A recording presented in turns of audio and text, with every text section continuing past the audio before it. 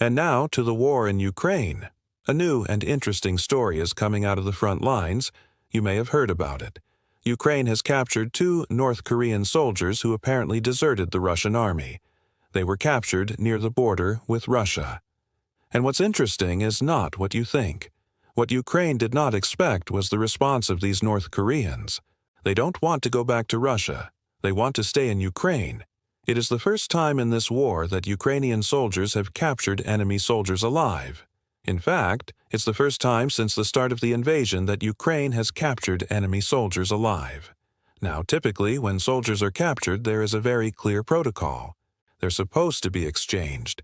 It's part of a larger prisoner swap. But these North Koreans don't want to go back. They've asked the Ukrainian government to grant them asylum. And this is what they said. I have a statement with them. It says, quote, "We don't want to return to Russia. We want to live in Ukraine." Why do they want to stay in Ukraine? Because apparently life in Russia was not good, at least for these North Koreans. They faced discrimination, they say. They were treated as second-class citizens, and that is what we're told. Now, we cannot independently verify this story. There is another possibility. These North Koreans could have been expecting a hero's welcome in Ukraine, but they got just the opposite. They were paraded around by Ukrainian media. There were cameras in their face. They were asked questions. All of this happened under tight media scrutiny, so it was very embarrassing for them.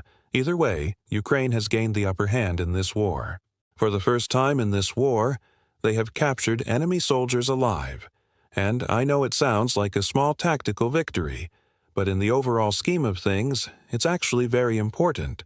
You see, every soldier that you capture gives you an opportunity to gather intelligence. Think about it. These North Korean soldiers would have had access to sensitive information. Things like battle plans, movement of troops, supply lines. All of this could be vital for Ukraine. And if these North Koreans are willing to talk, it could be a major boost for Ukraine's intelligence gathering.